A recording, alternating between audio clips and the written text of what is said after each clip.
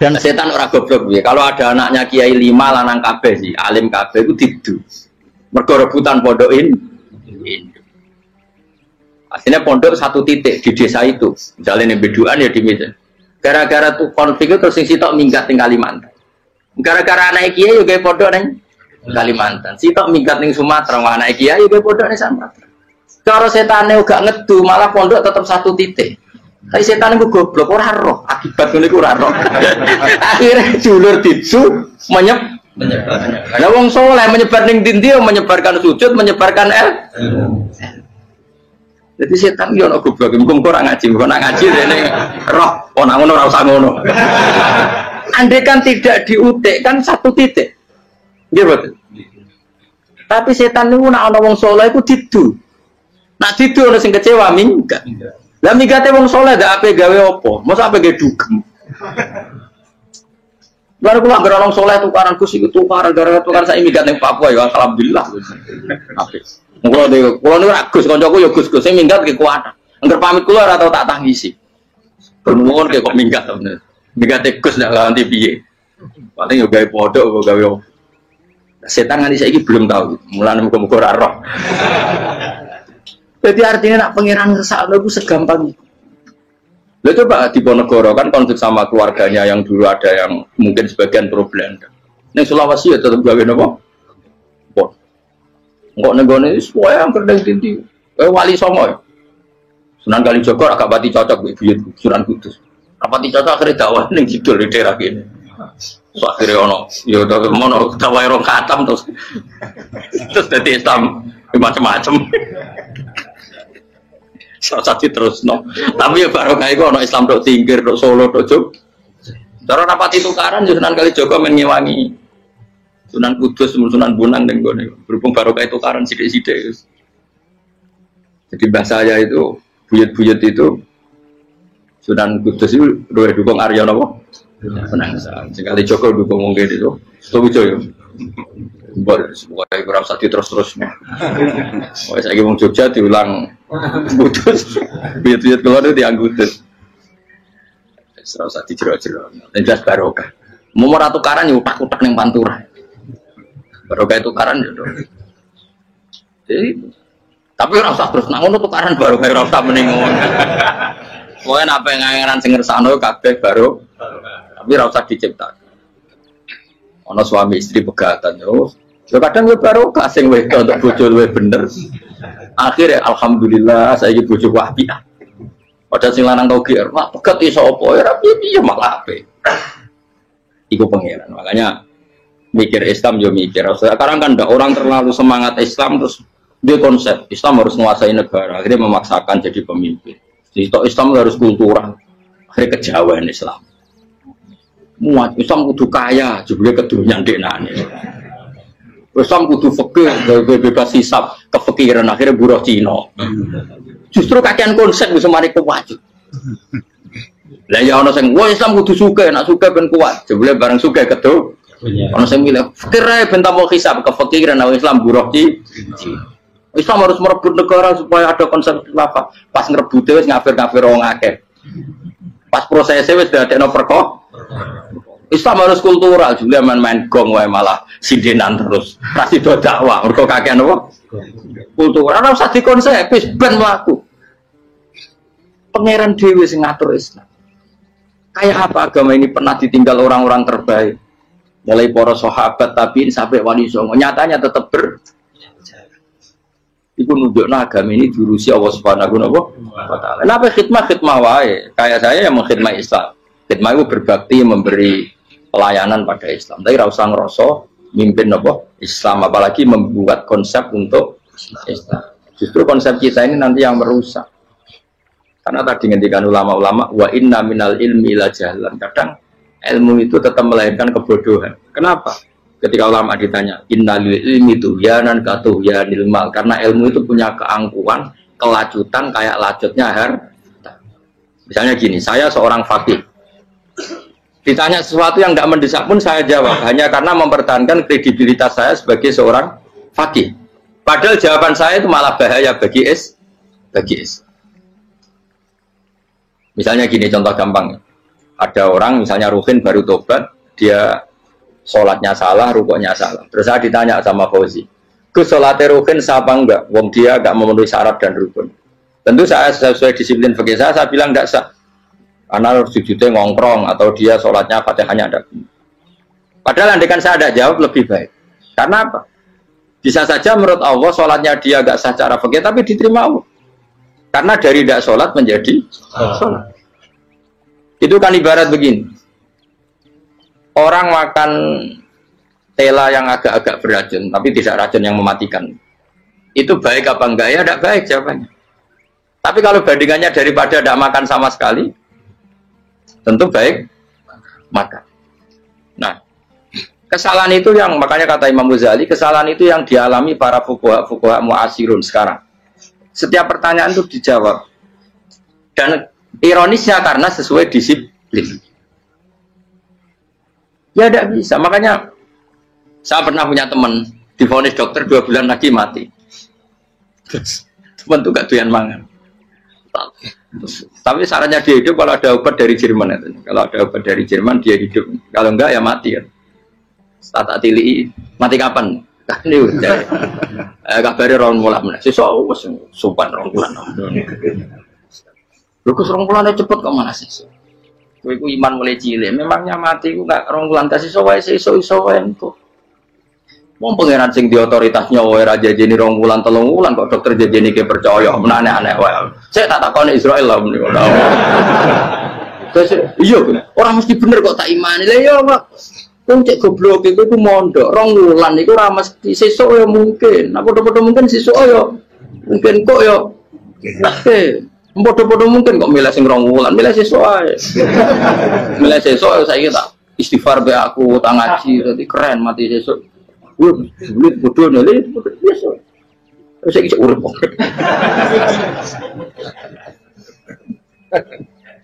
Ya karena tadi sesuatu yang enggak otoritasnya itu kita ini kan jadi orang aneh.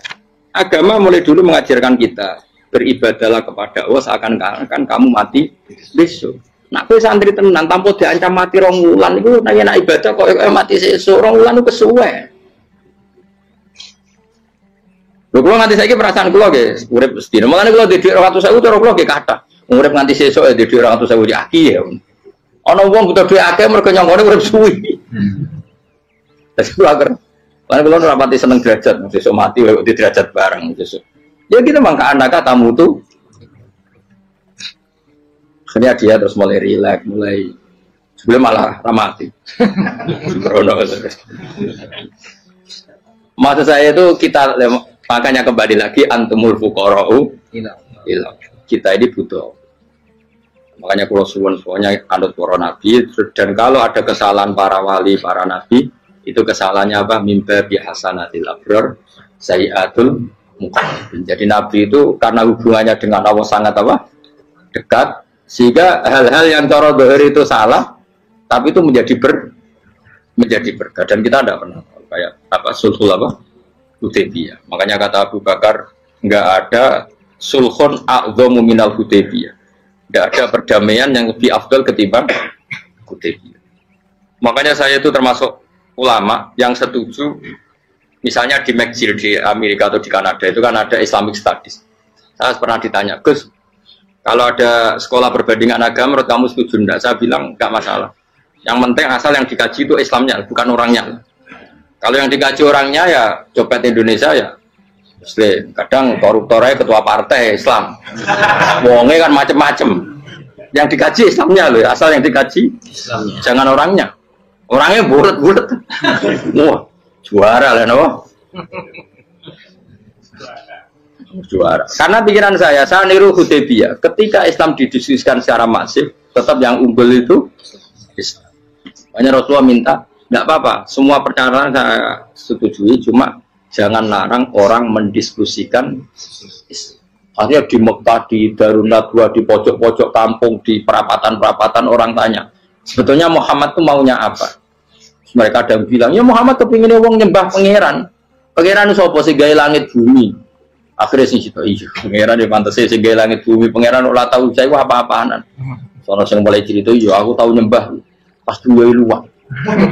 Sampai aku izin pangeran uju yo.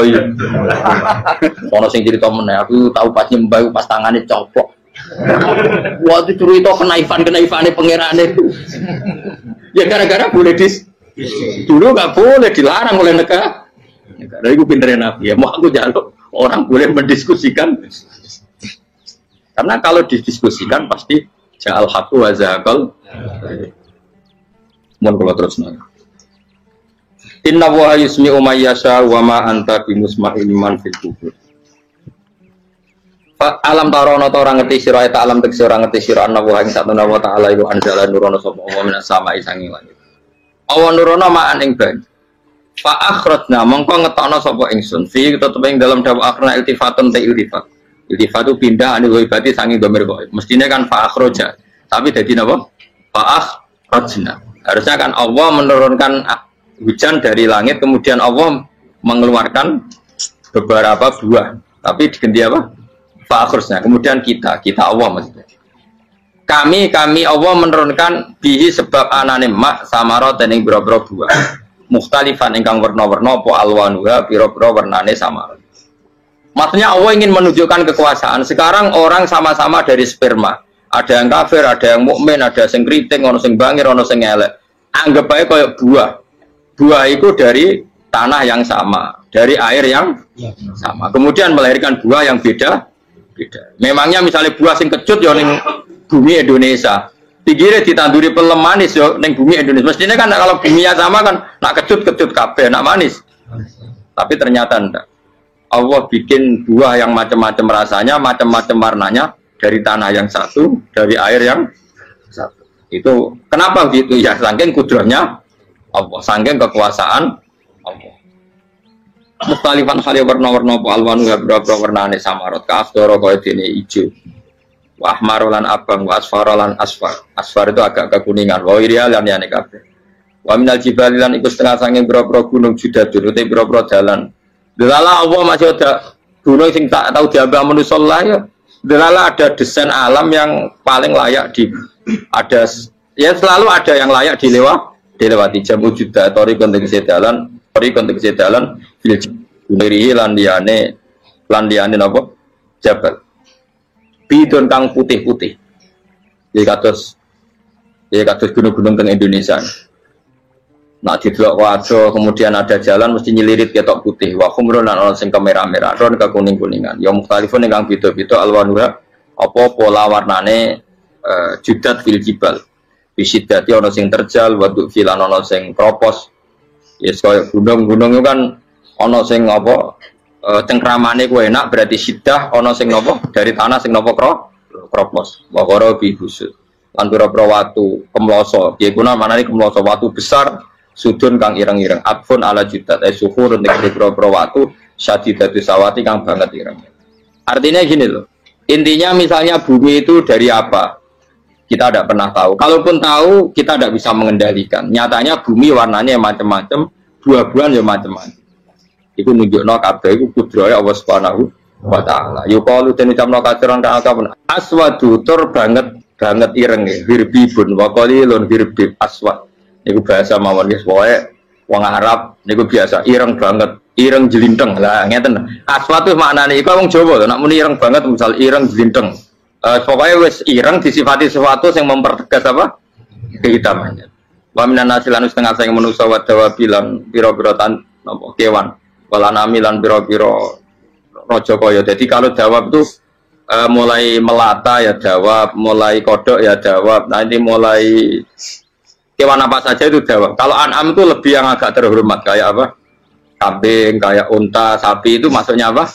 An'am mukhtalifun utai sing beda-beda apa alwan pira-pira warnane iki kabeh. Ya kadalik kaya warnane pira-pira kewan. Pira-pira tanduran. Jadi maksudnya ngeten nih. Kalau sampai nangan-nangan misalnya sapi putih, engkau tahu-tahu dia anak rodok kemerah-merahan, engkau dia anak kehitam dari mani yang sama. Dulu-dulunya misalnya enggak Gus, kalau hitam itu pasti babanya ada yang agak hitam. Senajan toh sekarang pas bapaknya, indukannya, ibunya sudah putih. Tapi tetap aja asal usulnya dari satu. Ya tetap asal usulnya dari satu. Sekarang jadi variasi banyak, tetap asal usulnya satu. Kok sampai beda-beda itu kabeh kekuasaane Allah. Kahtila visi mari kaya dene bedane boro-boro buah wal jibali lan yang memahami itu semua tentu ulama. Innama yakhsyallaha min ibadihil ulama. Innama yakhsam sine wedi banget Allah min ibadi sing boro-boro kaulane Allah sapa ulama boro-boro ulama. Allah itu menilai itu tidak sama dengan pikiran kita. Makanya kubu sebelah itu terlalu ekstrem. Memaksa Allah berpikiran kayak dia. Satu karena kurang ngaji. Nomor dua ya tadi emosinya lebih tinggi ketimbang intelektualnya. Ini penting saya utarakan. Ternyata orang yang nyuap tadi apa nilainya plus, yaitu dia iman sama dawai Rasulullah Shallallahu Alaihi Wasallam. Kalau yang namanya saksi itu penting. Cuma dia mendapat cara itu lewat suap. Tapi kan iman. Iman kalau dawai Nabi itu benar. Kalau ada saksinya pasti min ahlil jannah. Terus dia nyari saksi harus dibayar ya dibayar. Sekarang sama iya 1 juta nah. Sekarang saya tanya di KPPS atau di mana-mana saksi pemilu itu dibayar enggak? Dibayar sah apa enggak? Sah. Jadi kadang kebenaran itu harus dibayar. Ini penting saya utarakan karena ada orang perempuan cantik dirayu, digaji supaya main di niklab dibayar jadi orang maksiat. Lalu mungkin ada ustadz gaji dia, bayar dia supaya mondok. Nggak tahu terusannya apa, terus diwayah apa enggak tahu saya. Pertanyaannya ketika kamu bayar kemudian jadi santri itu kamu dosa nyuap apa dosa sodako membiayai proses kebenaran? Sodako. Tapi kalau yang bayar untuk jadi pegawai niklab maka membiayai kemaksiatan. Maka pembiayaan ini penting secara fikih arahnya kemana? Ke hak apa ke batil?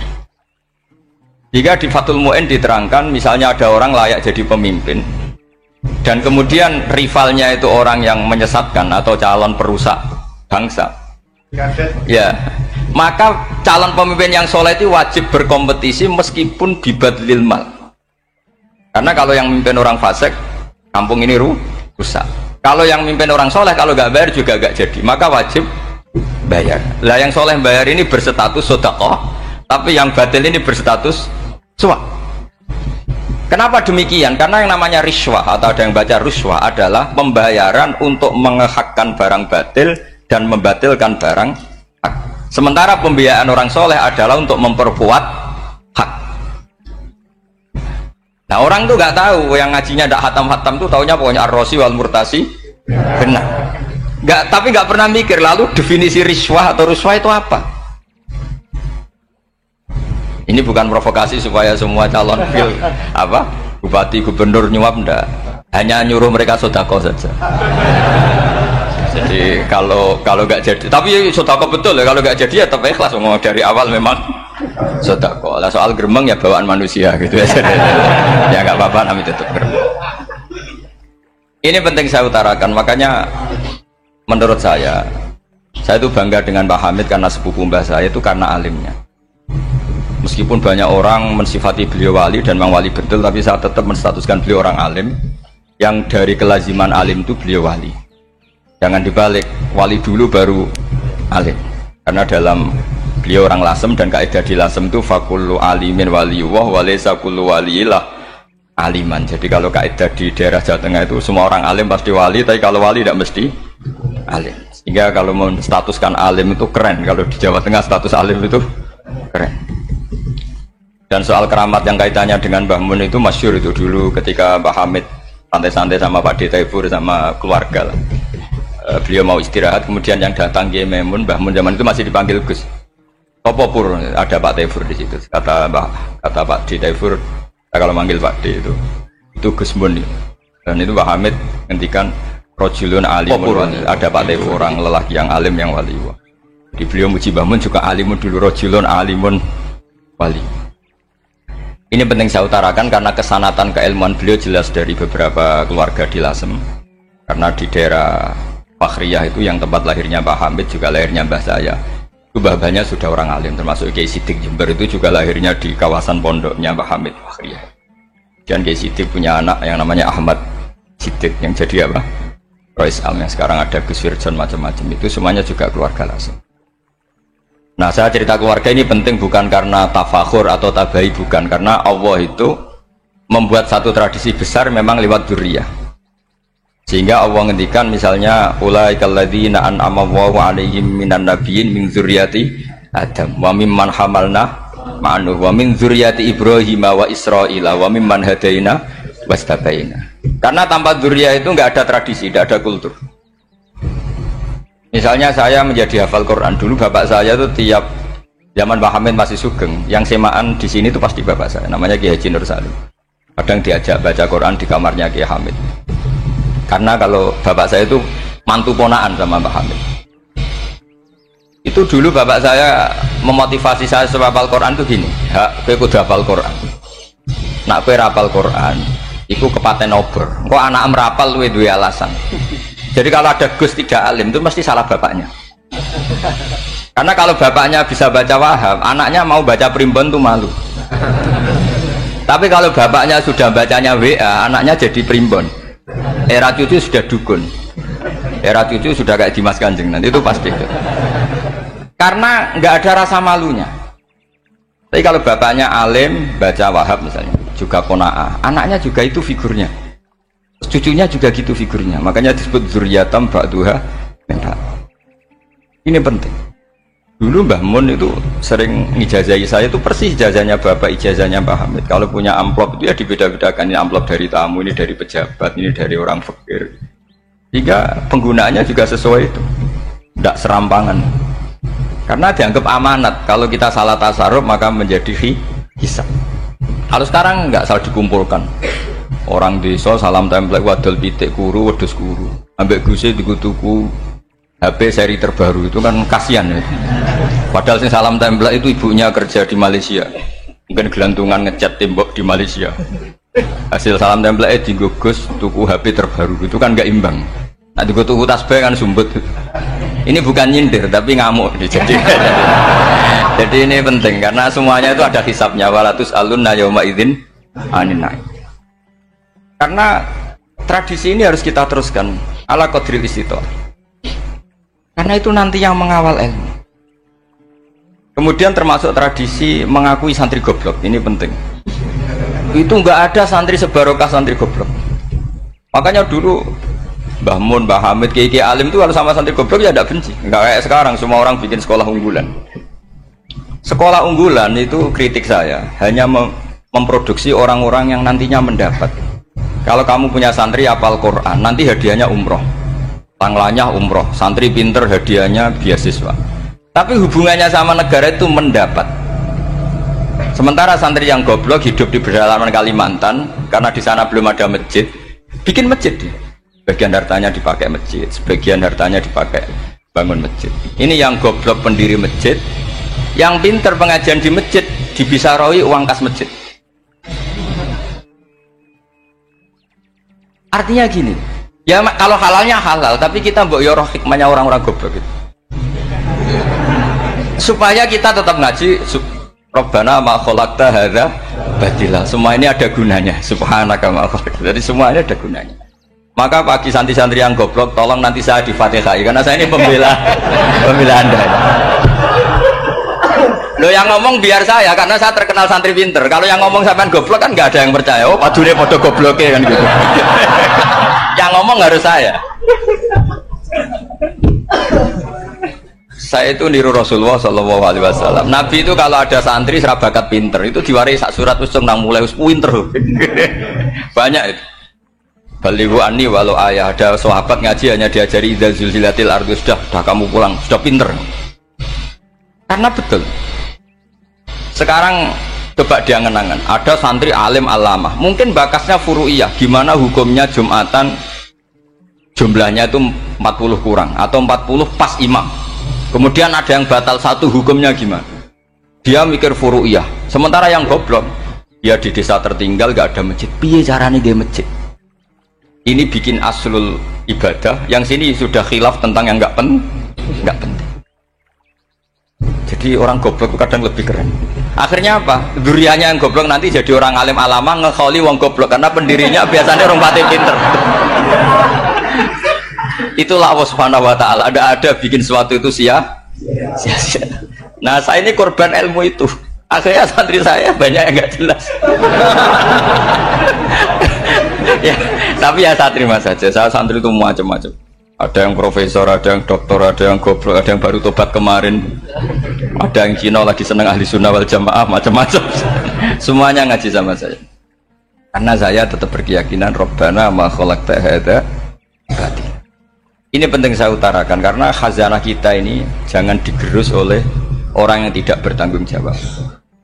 Pernah ada di hadis Muslim, ini cerita di Sahih Muslim. Ada seseorang sedang sujud kemudian diinjek oleh orang fasik. Saya ulang lagi, diinjek. Rokobahnya, yang diinjek itu rokobahnya. Lehernya itu diinjek sama orang fasik. Kemudian si yang sujud tadi bersumpah wallahi la yaghfiru wallahu lak. Demi Allah, Allah tidak akan mengampuni kamu. Itu Allah kemudian mewahyukan sama Nabi di zamannya. Wahyunya adalah manggalladzi yata'alla alayya alla aghfira li fulan. Laqad ghafartu dzunuba wa ahbattu amalak. Siapa yang mencantut namaku dengan menstatuskan saya tidak bisa memberi maaf. Sungguh orang itu saya maafkan dan yang ahli ibadah amalnya tak cabut semua, tak hapus semua. Karena Allah tuh nggak boleh distatuskan sesuai keinginan kita. Kita sedang soleh terus mengatakan orang lain tidak soleh, Allah tidak akan ngampuni. Ngampuni tidak, itu wilayahnya Allah dan Allah yaf'alu ma yasha, dan Allah berkali-kali memaklumatkan dirinya yaghfiru liman yasha wa yu'adzibu man yasha. Tapi ini kubu sebelah nyifati Allah hanya wa yu'adzibu, kubu sebelah kan gitu. Tidak pernah kalau Allah disifati yaghfir. Bagaimana Allah gak tersinggung? Allah selalu distatuskan yu'adzib. Kira-kira kalau Allah kan gini, saya ini bisa u'adzib, bisa aghfir, kenapa status saya tinggal yu'adzib? Ini ngaji di mana? Khatam enggak gitu. Makanya resikonya ahli sunnah itu masyhur tuh Pak Hamid Pasuruan. Tamu macam-macam diterima. Ketika orang benci Golkar itu ada tamu dari Golkar juga diterima. Ketika orang nggak mau diberi hadiah oleh orang Golkar, Pak Hamid ya diterima. Bilang ke bapak, mengaku lomo wae nur, duit enggak ana gunane dhewe.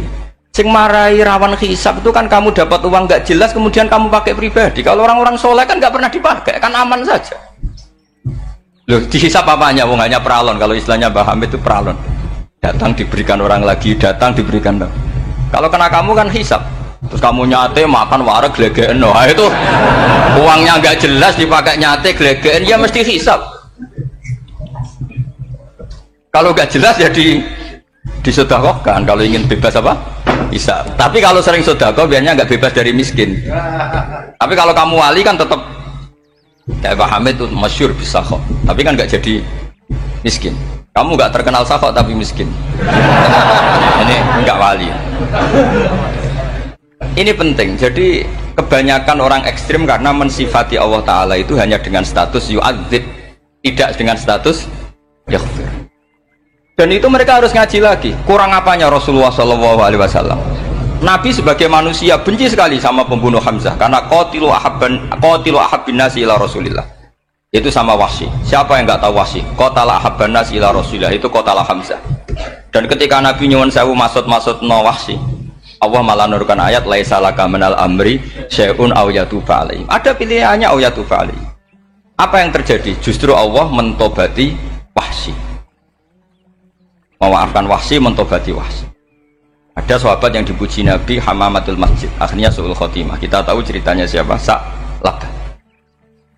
Makanya kata Mbah Mun sering cerita ke saya. Banyak orang darani saya itu tidak jelas, kata Mbah Mun, karena saya sama siapa saja baik, sehingga banyak yang nuduh saya itu tidak jelas.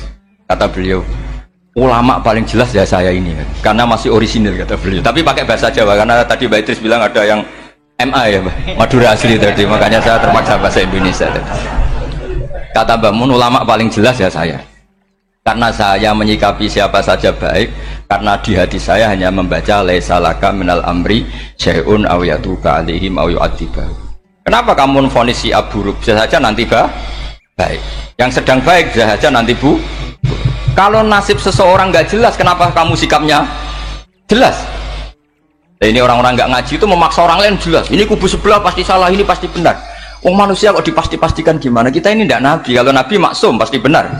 Kalau sampean apa? Maksum bisa. Jadi ketidakjelasan para ulama ini berdasar konstitusi tadi bahwa itu wilayahnya Allah. Ini penting saya utarakan. Jadi penting sekali. Jadi orang yang sedang fasik sekarang bisa saja nanti tobat. Yang sedang sekarang soleh bisa saja nanti masalah. Hingga Rasulullah tetap mengajarkan ya muqallibal qulub tsabbit qalbi ala dinik. Jadi kalau ngaji itu khatam. Khatam itu begini misalnya ya. Saya pernah ngaji Ihya, belajar Ihya khatam. Bahkan saya punya takrirannya berdasar kitab Ithaf, sarahnya Ihya. Kalau ingin tahu sanadnya sarah Ihya, ya misalnya Gus Idris ini, Idris ngaji Mbah Hamid Pasuruan, ngaji Mbah Dimyati. Mbah Dimyati ini ngaji sama kakaknya Kiai Mahfud Termas. Kiai Mahfud ngaji sama abahnya Kiai Abdullah. Kiai Abdullah ngaji sama abahnya Kiai Abdul Manan. Kiai Abdul Manan ini mulazim terhadap Sayyid Murtado Az-Zabidi. Jadi kalau santri Salafiyah ini ya kira-kira tokoh Sabiah. Karena Mbak Idris Sadisa ya kira-kira sampean itu dari pengarang Ithaf itu baru tokoh berapa? Sabiah, masih keren. Turun pitu. Masih kaya lah. Lah kamu kok miskin? Turun ke wolu katanya kan. Jadi nanti kalau kamu masih keren. Itu sampai ngaji kitab kalau khatam. Saya ulang lagi kalau khatam itu memang ada bab-bab di mana ulama itu harus tegas, harus tafriq bainal haqqi wa bainal batil. Oke, itu bagus. Mana yang hak, mana yang batil kita bedakan. Di bab itu bagus. Tapi kalau nanti kamu ngaji bab tawadhu, lihat di Bidayatul Hidayah atau di semua kitab tasawuf, bab tawadhu itu kalau melihat kamu orang kafir, kamu melihat orang apa? Kafir. Ini aso ma'akufri, ini maksiat wajar dia kafir. Saya ini muslim kok maksiat. Fadzambi akbah, maka dosa saya lebih buruk. Melihat orang tua, mesti hada aksaru ibadatan, ini lebih tua, mesti ibadahnya lebih banyak. Nanti kalau melihat anak kecil, hada aswaru minni sinnan, pasti maksiatnya banyak saya. Jika terus evaluasi gitu, sehingga nggak pernah takabur. Misalnya di sini, saya ini kan gayanya keren, duduk di atas sampai di bawah. Gayanya tok, hakikatnya sampai lebih sombong karena memerintahkan saya. Jadi panitianya itu, makanya saya merasa tawadhu saja meskipun berdiri. Karena hakikat saya ini makmur, diperintah. Panitia ini, penyelenggara ini amir, pemerintah. Kira-kira sombong mana? Itu sekali saya tidak memaafkan, finnar itu.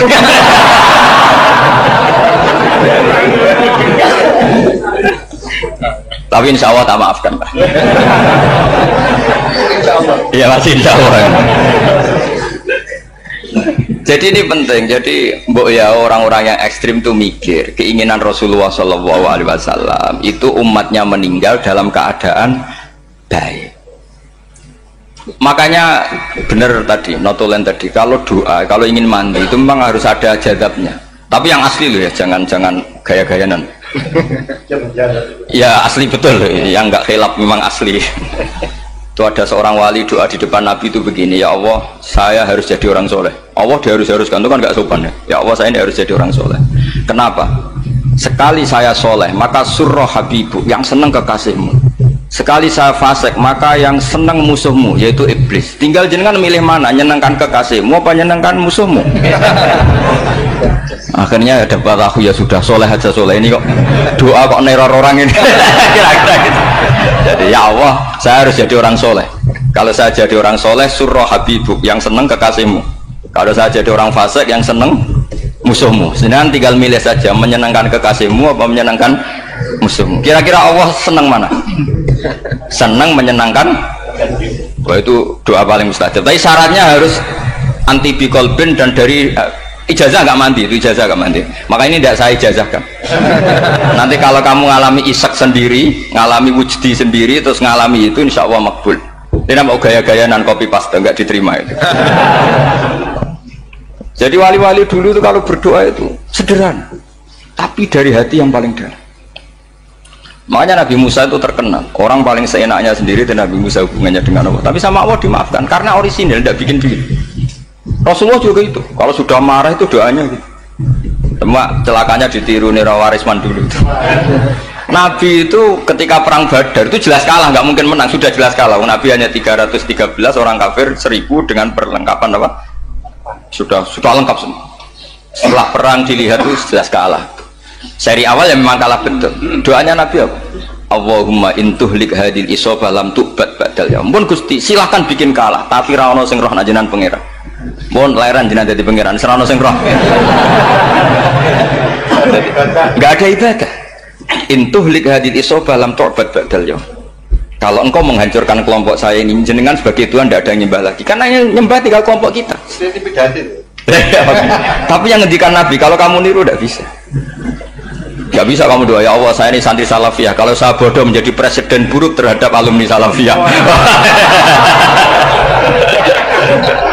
Gak apa-apa sekali-kali doa gitu. Tapi kata Allah lainnya masih banyak.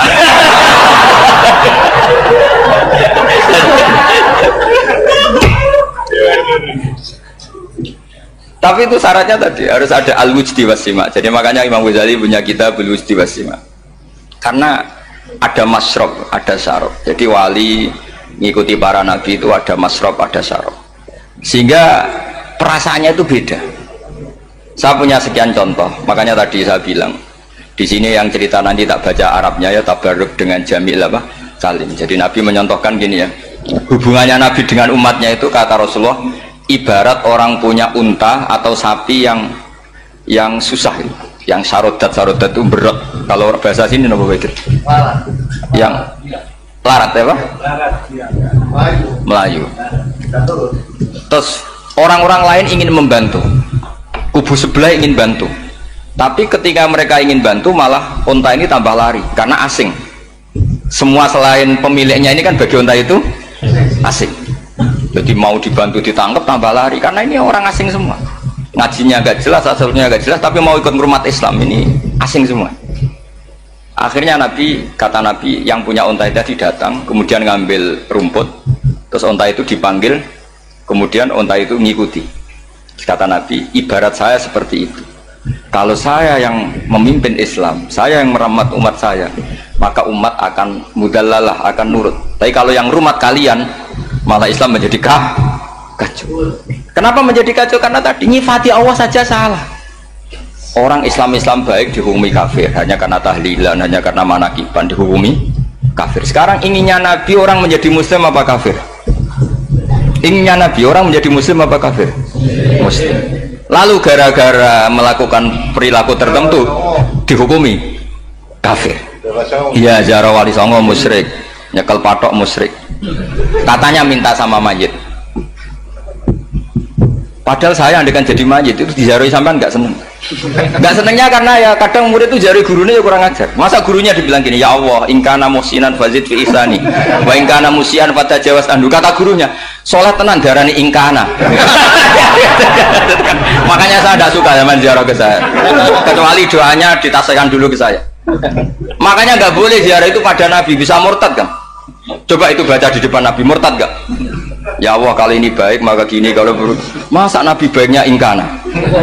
Lah orang-orang yang menyerang kita kan itu gak ada zaman sahabat doa seperti itu. Ya mesti gak ada, mana mungkin sahabat baca itu di depan Nabi. Masa Nabi didoain ya Allah kalau dia baik maka fazid, maka kalau dia buruk ya gak mungkin. Lah mereka nyerang kita itu gak ada dalam sejarah sahabat. Ya sahabat kok nahlili Nabi juga Nabi mau didoain maghfirlahu. Kan ngenyek kanjeng Nabi jadi ngono iku lahu. Ya mesti saja sahabat gak akan tahlilan yang kabudut itu Rasulullah, bahkan diistilahkan kabudut saja salah, intaqala ila rafiqil ala. Nah kalau sampai harus ditahlili, kalau enggak yang rokok betul. Amalnya pas-pasan, dosanya berkelanjutan. Kondak gimana? Punya tanah warisan yang hasil ngerebut milik orang lain. Kamu sudah mati, dipakai anak cucumu. Ini berkelanjutan nggak dosanya? Berkelanjutan, berseri-seri. Mereka kalau nyerang kita kan sahabat tidak melakukan itu untuk Nabi, ya nggak mungkin lah sahabat mendoakan itu pada Nabi, kan nggak mungkin. Coba kalau kamu jadi mayit, terus kamu gurunya, terus ada murid kamu bilang Allahumma ingkana musinat fazid fi ihsani wa ingkana musian fatajawaz anhu. Mesti kalau kamu bisa bangun. Ya Allah cong meyakini saya soleh itu masih ingkana. Kalau guru saya soleh maka, kalau guru saya buruk maka, itu kan taklek namanya Pak. Itu kan kurang ajar. Loh, saya tidak pernah doa gitu di depan Muhammad Rasulullah, tidak pernah. Saya kalau doakan bangun ya tidak pernah gitu. Allahumma ali darajati fil jannah gitu. Saya nggak pernah ingkana nggak pernah. Karena andekan itu saya juga sama kok. Cuma kalau ada orang doa di bangun gitu ya karena orang lain ya tak biarin, tapi saya tidak bilang amin, ya biarin aja sudah. Tapi kalau santri sarang nggak usah lah doa ya apa ingkana kok. Masa meyakini solehnya gurunya kok nunggu apa? Enggak. Ini bukan ijazah, ini marah ini jadi pelurusan ini. Saya ulang lagi, ngaji itu harus khatam. Pentingnya khatam tadi, kalau di bab tafriq bainal haqqi wa bainal batin, seakan-akan kubu sebelah ini benar karena tegas.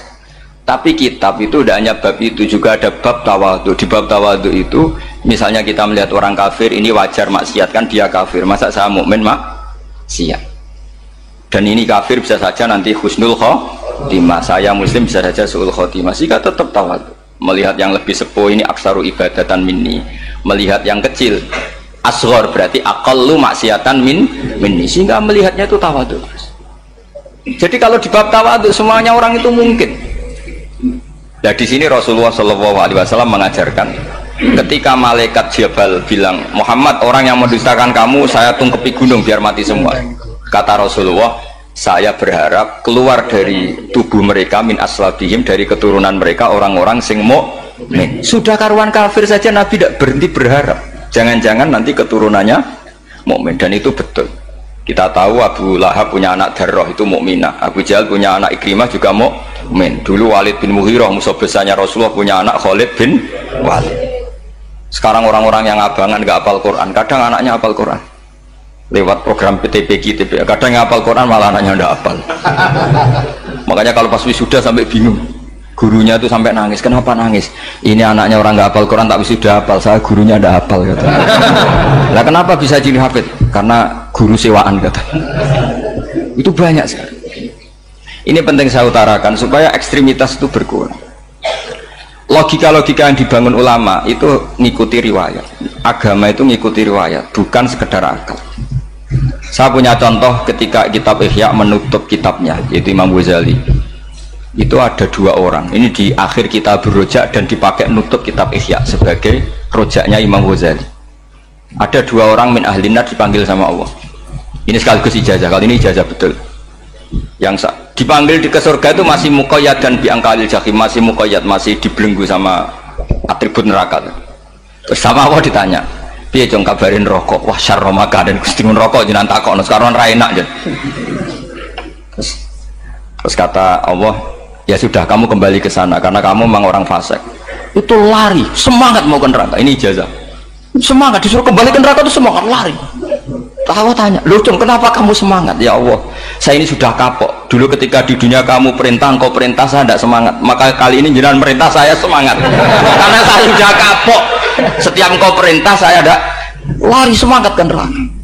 Nah barokahnya semangat masuk neraka ini, kata Allah, ya sudah kamu di surga saja. Maka ijazah nanti kalau ada pengumuman silahkan masuk neraka, kamu harus lari sekencang-kencang. Karena itu perintah Allah apa? Yang ketika kita di dunia kalau diperintah males-malesan. Kalau kamu diperintah sholat subuh jamaah kan males-malesan. Dan itu menjadi kita masuk neraka. Sebagai kafarah itu ya Allah, karena ini perintah engkau, saya tidak males-malesan lagi. Wes ngembaliin rokok, lari semangat. Allah akhirnya harus dimaafkan. Panggil lagi, sudah di surga saja. Barokahnya semangat masuk neraka. Nah, ini ijazah ini. Ya diterima ya.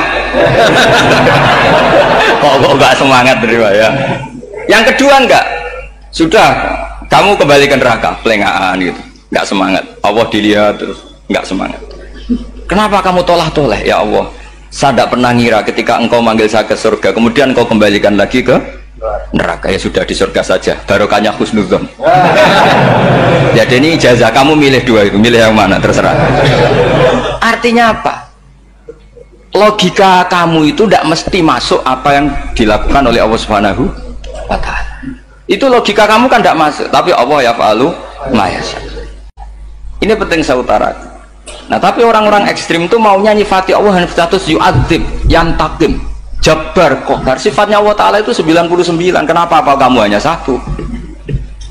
Jadi tetap saja menghadapi fenomena seperti ini tetap laisa laka minal amri syai'un aw yatuba alaihim aw yu'adzib. Sehingga setahu saya Mbah Mun, Mbah Hamid Pasuruan, guru-guru kita, habaib yang alim-alim itu melihat tamu macam-macam ya dilayani semua. Karena ini ngadepi fenomena sosial yang semuanya tidak jelas. Kalau nggak jelas apa? Ya kita bisanya berharap karena afdolul ibadah itu intidharul farad.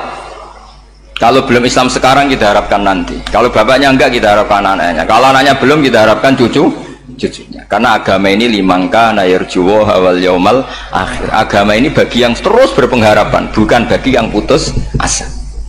Ini yang penting saya utarakan. Jadi apalagi Allah sudah punya rencana tadi, yang goblok-goblok di pedalaman Dayak bikin masjid, yang pinter-pinter ramen lomba untuk sangu, untuk umroh. Kira-kira memberi sama mendapat pahalanya keren mana? Memberi. Tapi tidak usah jadi goblok. Goblok tidak usah direncanakan, sudah terjadi.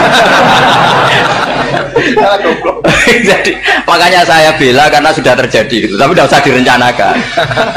Nanti terus wah goblok aja cara Gus Bak gak apa-apa ndak. Sudah kadung, ini cuma kita itu iman ya. Jadi karena yang pinter itu yang jumlahnya tidak banyak. Ini kita bully saja.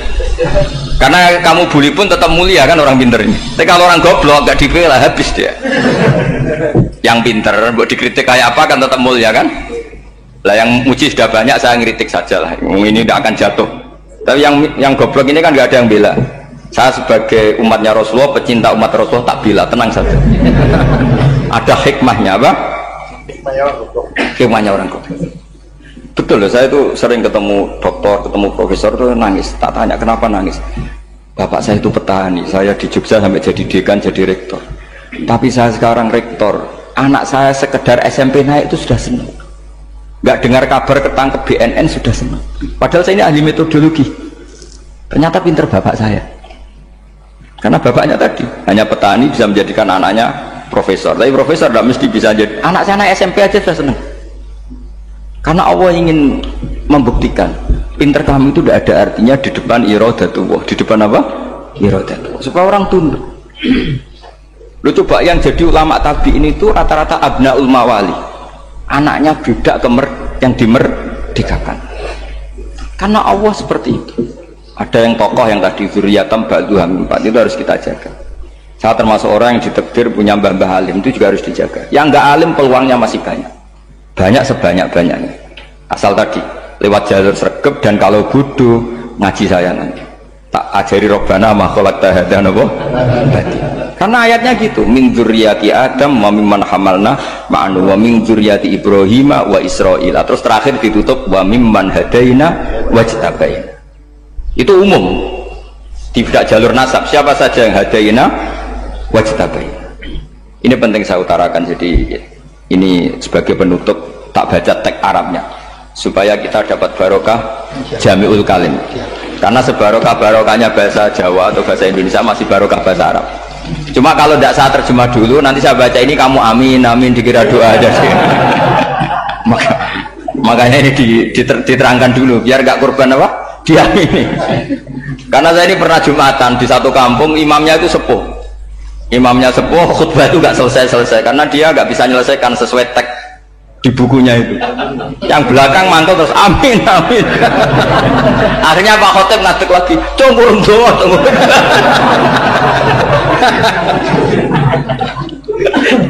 Ya ini masih teks Arab lah, yang belakang sudah apa? Amin amin. Ya saya baca. Nah disimak. Bismillahirrahmanirrahim. Warwiya anak Arabian ja'ahu yatlubu min husay'an fa'atah. Sumaqala ahsantu ilaika. Dikasih sesuatu ya tadi saya contohkan, misalnya dikasih hanya 10.000. Qalal arabiyullah wala ajmalta, kamu ya belum berbuat baik. Faghadibal muslimun wa qamu ilaihi. Orang-orang Islam marah besar karena Nabi dikomentari la ajmalta, kamu tidak orang baik. Fa asyara ilaihim an kuffu, kata Nabi jangan kamu pukulin. Kalau di Madura sudah tuntas tuh kena celurit itu kalau. Sumakomat, kalau di MA tadi ya, di Madura asli tadi ya. Sudah tuntas. Sumakoma wa dakhala manzilahu. Setelah itu terus arsala ilahi sallallahu alaihi wasallam wa zadahu syai'an. Kemudian Nabi menyuruh dia, ayo masuk rumah terus ditambahi. Faqala ahsantu ilaika qala na'am fajazakallahu min ahlin wa asyiratin khairan. Setelah ditambah banyak sama Nabi, saya sudah baik sama kamu. Wah, baik kalau sekarang baik. Itu mengatakan baik karena ditambah uang loh.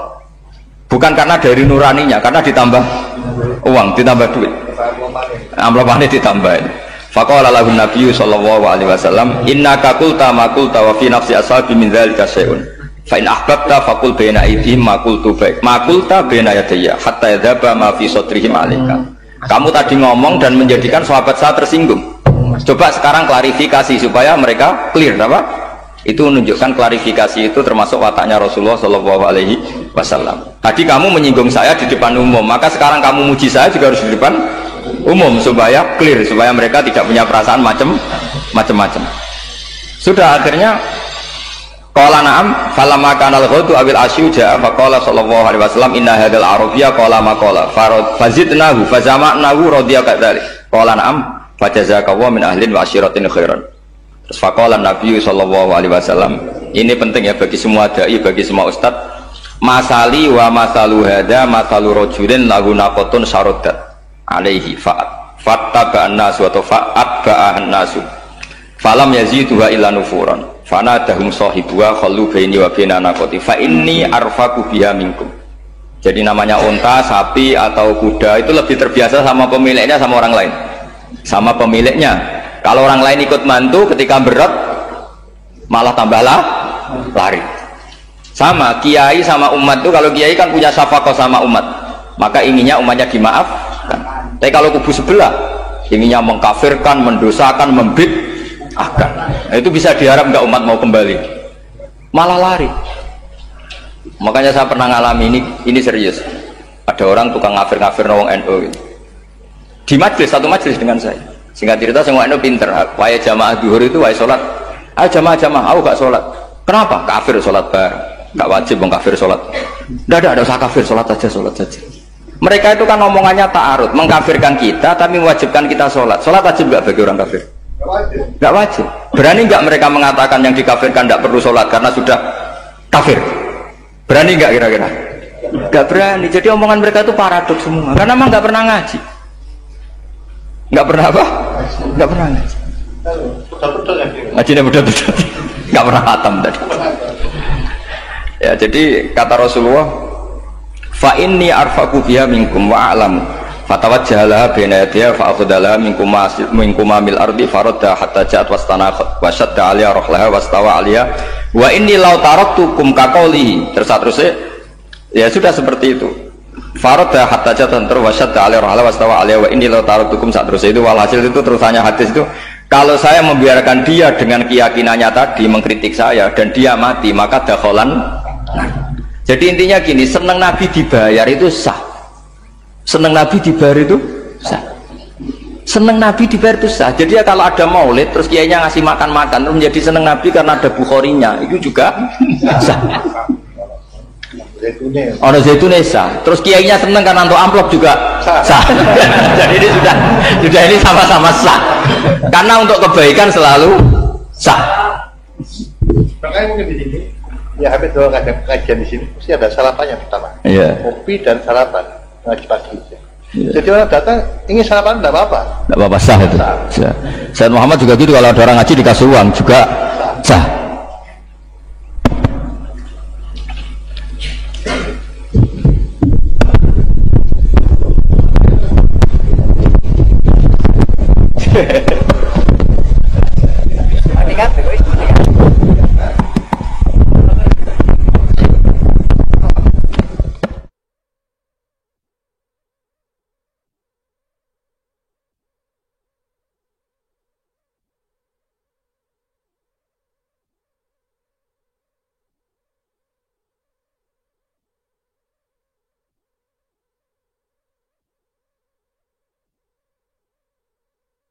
Ya, jadi ini jelas ya, jadi riwayat ini jelas. Kemudian riwayat yang ada di kitab Bukhari ketika Rasulullah didustakan, dibuli. Ini wa ana mahmum ala wajhi falam astafiq illa wa ana biqarni sa'alib, yang di bawah garis itu ada yang di Bukhari. Farafatu rasi fa idzan ana bi sahabatin qad adallatni fa nadartu fa idzan fiha jibril fa nadani faqal inna wa qad sami'a qawla qaumika laka wa maraddu 'alaika wa qad basa ilaika malakal jibal litamurahu bima syi'ta fihim fa nadani malakul jibal fa sallama alayhi thumma qala ya Muhammad faqala dzalik bima syi'ta in syi'ta an utbiqa alim al-akhsaban faqala Nabi sallallahu alaihi wasallam bal arju ayyukhrijahu min aslabihim ma ya'budu wa wahdah la yusyriku bihi syai'an. Jadi Nabi menghadapi yang sedang kafir saja enggak putus asa, bisa saja mereka nanti melahirkan anak-anak yang Islam. Jadi kalau ada kiai menghina orang kafir itu jangan melihat kiai kok kancanan wong kafir. Yang benar itu kiai yang penuh harapan, sehingga sama orang kafir saja berharap. Tapi sekarang enggak, kiai kancanan wong kafir, kiai kok kancanan wong fasik. Logikanya dibalik. Kiai nelateni wong kafir nak menawa anak turune masuk Islam. Kiai nelateni wong fasik anak menawa dadi soleh. Logikanya harus seperti itu. Nah soal perang itu beda. Perang kan mereka sudah menstatuskan diri ingin bunuh kita. Tentu kita harus berani untuk mempertahankan diri. Tapi kalau kondisi normal tidak bisa seperti itu. Ini kan kondisi normal. Itu Rasulullah. Ya nggak boleh. Karena tadi. Bahkan kalau saya pernah ngaji ini di Sidogiri, pernah cerita Rasulullah jajar Nabi Nuh. Ada seorang wali, pasnya Abu Hasan Asyadili. Siapa Abu Hasan apa? Asyadili. Mimpi ketemu Rasulullah jajar Nabi Nuh. Kemudian Nabi Nuh itu digojok sama Rasulullah. Kamu pernah masukkan kaum kamu, bisa saja fi aslabihim atau fi zuhurihim ada nasamatan sing tu'minu billah. Sekarang misalnya begini ya, ini orang kafir. Di sini tuh ada gen yang ribuan ila yaumil qiyamah. Bisa saja gen-gen yang sekarang masih di zuhurihim, karena kalau apa gen di lelaki diistilahkan fi zuhurihim, ini saja nasamatan tu'min. Nasama yang nanti mukmin. Kalau dia mati kan berarti kamu membunuh calon orang mukmin berikut. Jadi, tapi ya sama. Tapi kalau kamu bilang dibiarkan, bisa saja ini ada nasama sing calon kafir. Berarti kamu membiarkan kekafiran. Nah di sini hebatnya Allah. Allah bikin Nabi Nuh mewakili istihad potensi kekafiran berlanjut, sehingga beliau bilang wala yalidu ila fajiran kafaro. Paham ya kan? Rabbila tadzar alal ardi minal kafirina dayara innaka intadzarhum yudillu ibadaka wala yalidu ila fajiran kafaro. Logika itu terwakili oleh Nabi Nuh. Logika bisa saja ini ada nasamatan untuk minubillah, itu terwakili oleh Rasulullah. Bal arju ayyukhrijawahu min aslabihim may ya'buduwaha wa la yusyriku bihi syai'an. Kayak apa untungnya kita jadi umat Rasulullah sallallahu alaihi wasallam? Masalahnya Nabi Nuh gak Nabi Nuh, Nabi Muhammad. Jadi kira-kira istiadat kamu ikut Nabi siapa? Kalau main hantam ya ikut Nabi Nuh. Kalau main rojak berharap Nabi Muhammad. Ya sudah, sampean ikut mana aja? Nabi Muhammad. Ini penting saya utarakan supaya apa-apa itu terukur lewat ilmu. Ya pokoknya istilah kayak Wali Songo yang tercerminkan sampai ke kita kayak Pak Hamid, karena Pak Hamid ini sanadnya secara gen itu sampai Sunan Bonang, di silsilah itu sampai Sunan Bonang. Saya punya catatan nasabnya Mbah Hamid Pasuruan sampai Sunan Bonang, ditulis Mbah Him itu. Ya, pas 40 harinya Mbah Hamid itu silsilah itu. Saya kira demikian, saya mohon maaf atas semua kesalahan. Wah, baru mulai. Ya Santi Putri itu nggak usah mikir berat-berat, yang penting urut suami itu kata para suami.